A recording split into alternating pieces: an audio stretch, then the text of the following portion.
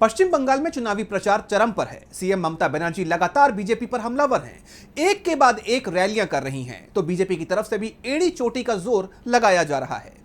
PM Modi भी चुनावी प्रचार के मैदान में उतर गए हैं। इस बीच चुनाव आयोग की भूमिका पर भी कई सवाल गहराते जा रहे हैं। उसकी कार्रवाइयां सवालों के घेरे में आ गई है। तो क्या है पश्चिम बंगाल में चुनाव का माहौल? आइए देखते हैं इस रिपोर्ट में। पश्चिम बंगाल में दूसरे चरण के चुनाव के लिए प्रचार प्रसार अपने अंतिम फेज में पहुंच गया है। नियमों के तहत कुछ ही घंटों बाद चुनाव प्रक्रिया पर रोक लग जाएगी। ऐसे में अंतिम दौर में सभी चेहरे प्रचार मैदान में दिखाई दे रहे हैं।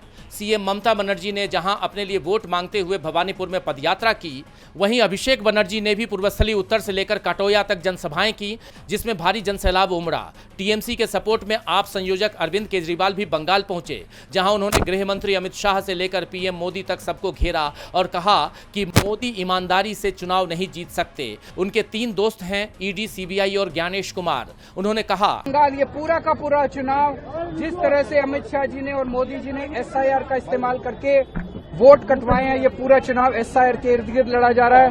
पूरा बंगाल जनतंत्र को बचाने के लिए बीजेपी और अमित शाह जी और मोदी जी को इसका जवाब देगा और उनको बुरी तरह। वहीं तेजस्वी यादव ने भी टीएमसी उम्मीदवारों के समर्थन में ताबड़तोड़ रैलियां और रोड शो किए।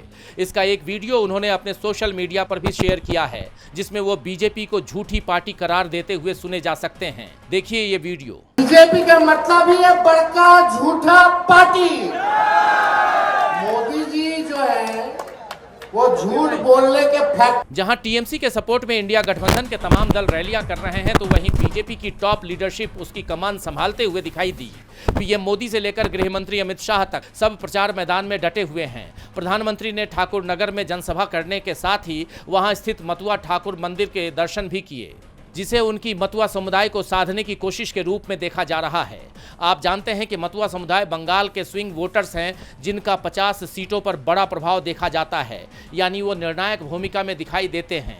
सभा के दौरान पीएम मोदी ने टीएमसी पर हमला करते हुए कहा, बंगाल को ऐसी सरकार चाहिए जो उसके सामर्थ्य के साथ न्याय कर सके, जो बंगाल के लोगों के सपने पूरे कर सके, और ये काम बीजेपी की सरकार ही कर सकती। तमाम नेताओं के बयानों और इन तीखे हमलों ने इस चुनाव को काफी दिलचस्प बना दिया है। सभी दल अपनी अपनी जोर आजमाइश में जुटे हुए हैं, लेकिन किसकी कोशिशें वोट में तब्दील हो पाती हैं और इस चुनाव में किसकी जीत होती है, ये देखना होगा।